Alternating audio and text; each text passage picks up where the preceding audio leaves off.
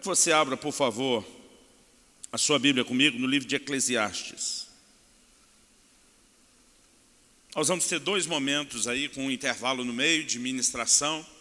Eu quero tentar fazer uma versão mais rápida nessa palavra agora antes do intervalo, para que a gente consiga ter um pouquinho de tempo, né, para aquilo que nós vamos compartilhar, aquilo que nós vamos falar depois. Eclesiastes, capítulo 10.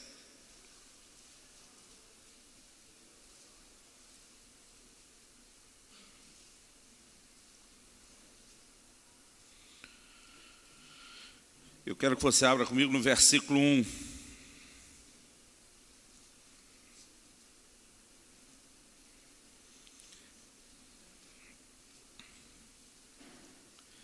Eclesiastes, capítulo 10, versículo 1.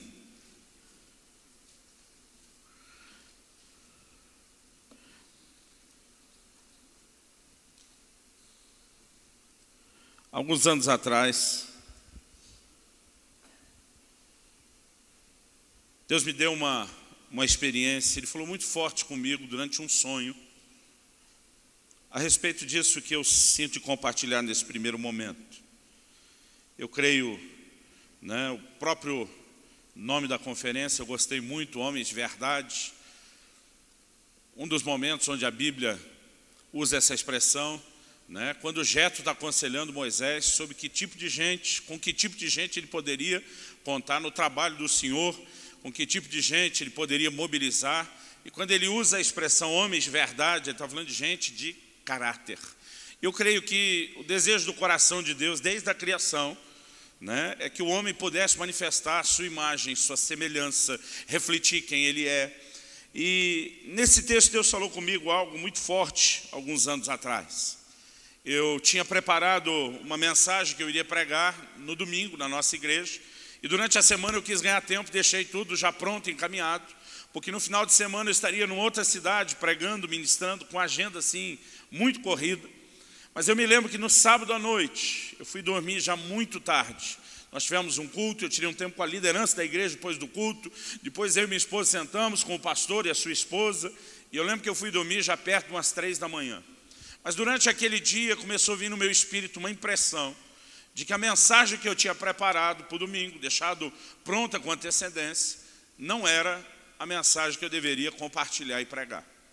E eu fiquei meio agoniado com aquilo. Falei, Deus, eu tentei ganhar tempo, ficar pronto com tanta antecedência. No meu espírito está vindo essa impressão. E eu lembro que eu comecei a orar e dizer, o Senhor podia ter falado comigo antes, mas eu não posso reclamar, talvez, a incapacidade minha de ter te ouvido, foi eu mesmo que manifestei, mas eu lembro que eu comecei a dizer para Deus, se essa não é a direção, eu preciso que você fale comigo. Mas eu fiz uma oração daquelas assim, apelando. Eu falei para Deus, já é muito tarde na madrugada, eu estou muito cansado. Amanhã é o tempo de levantar, voltar de viagem e chegar para pregar. Falei para Deus, se o Senhor quer falar outra coisa, eu não tenho nem tempo de descobrir o que é. Falei, então eu quero apelar para aquele versículo da tua palavra, que diz que aos seus amados Deus dá até enquanto dorme. Aliás, tem uns que até dormem mais achando que vão ganhar mais, não é verdade? Mas eu falei para Deus, eu realmente fiz minha parte, né? Tentei, achei que estava fazendo minha parte. Pelo testemunho que eu tenho no meu espírito, eu creio que eu estava equivocado. Eu quero fazer a sua vontade, mas eu vou precisar de uma ajuda. E eu lembro dessa oração antes de dormir. Eu lembro que naquela noite eu tive um sonho. Não é algo que acontece comigo todo tempo, toda hora, mas eu me lembro que naquele sonho, uma pessoa apareceu atrás de mim. Tem coisas que é difícil você explicar. Eu estava em pé no meio do nada. E quando eu digo nada, nem chão tinha, né? Eu não consigo descrever essa cena. Mas uma pessoa se aproximava atrás de mim. E eu não me sentia autorizado a olhar. Não sei se era um anjo, não sei se era uma pessoa virtual só do meu sonho. Mas essa pessoa chegava até perto de mim por trás e dizia, você estava certo quando você fez a oração, em relação ao seu sentimento, ao que está vindo no seu espírito. Essa mensagem que você deixou pronta para o domingo, você pode pregar em qualquer outro culto. Mas não é a palavra que Deus quer que você ministre nesse domingo. Ele diz, em relação a isso, você está certo, é o testemunho do Espírito Santo dentro de você. Eu falei, bom, já que você está aqui para me dizer isso, você poderia me dizer então o que é que eu devo pregar? porque eu não faço a menor ideia agora do que é que eu vou falar. E na hora que eu fiz essa pergunta, apareceu na minha frente, hoje, nesse nosso mundo digital, eu diria que apareceu uma projeção multimídia. Na época, alguns anos atrás é bondade, né? Bastante tempo atrás, uns 17, 18 anos atrás, talvez eu teria dito que era o retroprojetor. Quanto se lembra dessa época? Um dia desse eu falei isso, meu filho olhou para mim e falou: "Que é isso, pai?" Né? Eu falei: "Filho, tem coisa que é difícil a gente explicar para você." Mas apareceu na minha frente esse versículo que nós vamos ler, que diz assim, acompanhe comigo: "Qual a mosca morta faz um unguento do perfumador exalar mau cheiro, assim é para a sabedoria e a honra um pouco de estultícia." E quando eu vi esse versículo, eu confesso que eu fiquei apavorado. Eu pensei: o que é que vai sair daí? Não é necessariamente aquele tipo de versículo que você tem grifado na sua Bíblia, ou que você decorou, né? E quando eu li: "Qual a mosca morta faz um unguento do perfumador exalar mau cheiro, assim é para a sabedoria e a honra um pouco de estultícia", né? Só faltou pensar dentro de mim, lascou tudo. E eu perguntei para aquela pessoa que estava atrás de mim, eu falei: o que é que vai sair daí?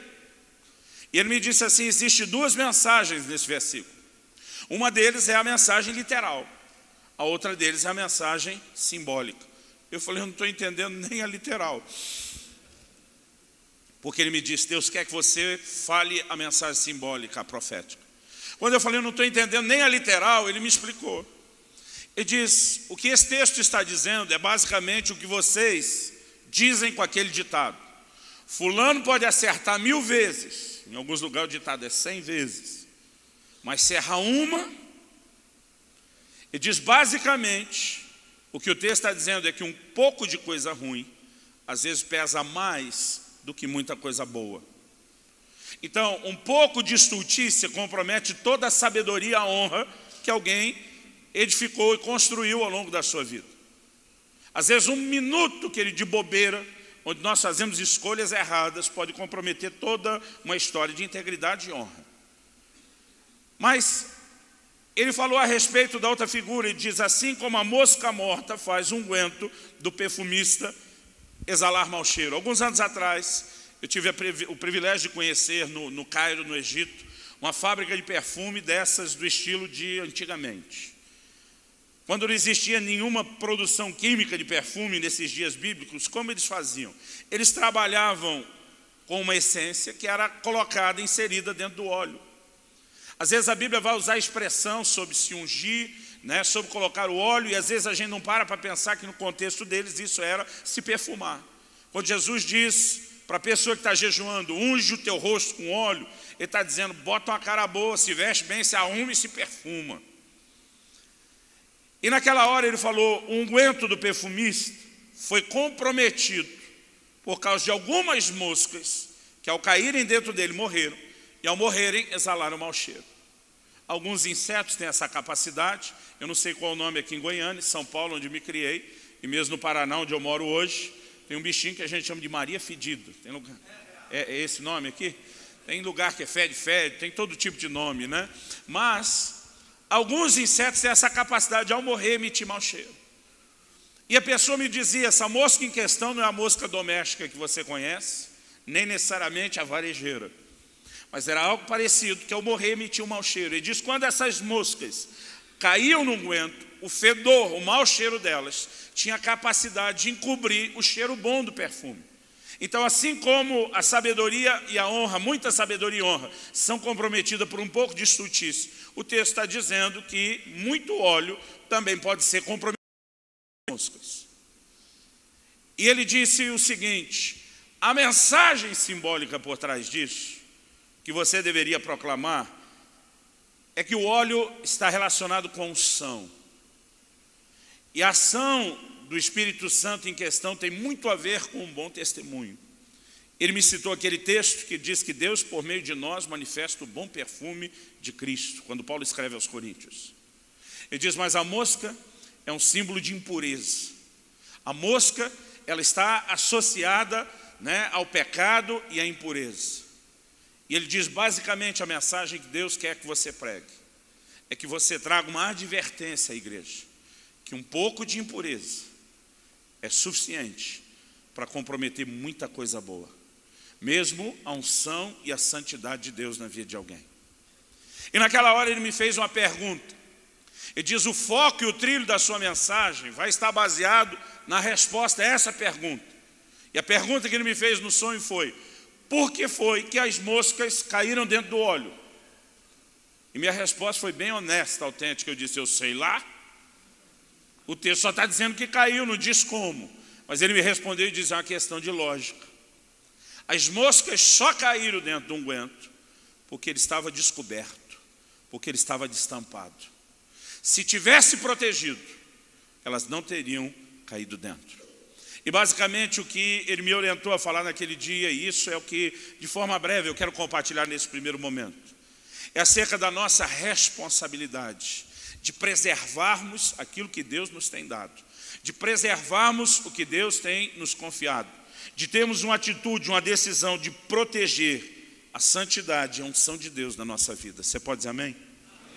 Porque um pouco de coisa ruim, querido, compromete muita coisa boa.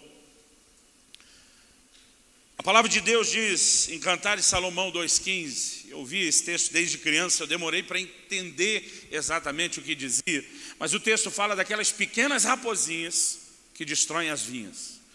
Muitas vezes, para que o que Deus tem feito e construído na minha e na sua vida seja comprometido, a gente não precisa necessariamente fazer uma grande burrada.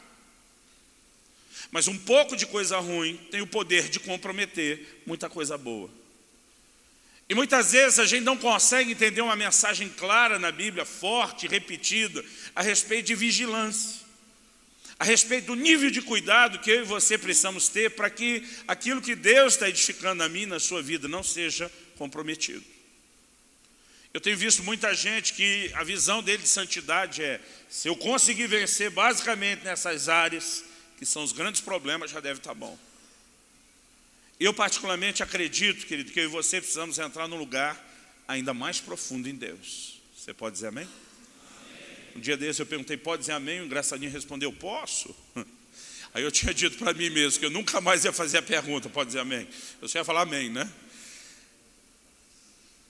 Algo interessante que eu e você precisamos pensar juntos. Anos atrás estava lendo um livro, me chamou a atenção o exemplo que a pessoa deu. O autor fazia a seguinte pergunta: você compraria uma garrafa de água mineral numa prateleira do supermercado lá exposta? Quando você pegasse ela e lesse o rótulo, 98% de água mineral pura e 2% de água de esgoto. Vamos lá, estou refazendo a pergunta. Você compraria? Não é nem compraria, você beberia, mesmo que ganhasse de graça uma garrafa dessa? É claro que não. Porque esse 2% de água de esgoto, irmão, já é bem desencorajador. Não importa se seja só 2%. E a pergunta que ele fazia na sequência é: e por que você acha que para Deus 98% de santidade da sua parte está bom?